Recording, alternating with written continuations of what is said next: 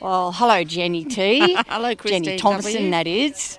Now, you were on that famed Gables End ride, Yes, of which you that's did a right. drawing. Now, I that did. was pretty preposterous. Can you run that by us? Well, on the map, there's a nice dotted red line that goes up to the gable end, but it wasn't there.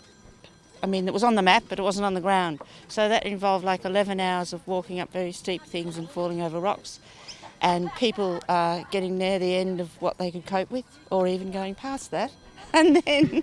Well, you make that sound very simple. Well, it was because you were too tired. But anyway, when we arrived at a hut finally at the top, first of all, there was no truck there because it had broken down. We were all absolutely starving, hungry, so No we're all food. crowded in the hut. We had to get water for the horses with a little tin that had food in out of a little soak and put buckets in, which took ages because there were a lot of horses that were very thirsty.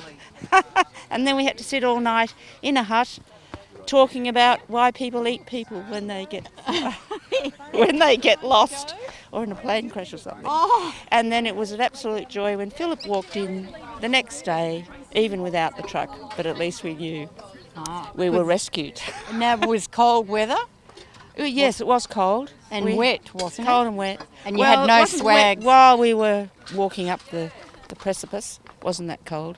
But that was like a whole day, wasn't it, going up 11 that hours. It precipice? was 11 hours of slog. It With was. people just beside themselves. Absolutely, yes. And then between the trees are all very close together there, and one of the horses pulled its saddle off between some trees, and the horse arrived without the saddle, and we all thought, who's going back for that saddle? And we all thought, not us. But fortunately, the wonderful Jeff arrived with the saddle, and we all made it.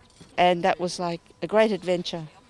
A very It's a great great adventure. adventure. And no sleeping bags or anything. No, nothing. So we all crowded in the hut with us. And then we did have a fire, but you were like hot this side and freezing that side, as usual. So that was a great adventure. Yes. And good. Fortunately, it finished well. Yes, good. Thank you.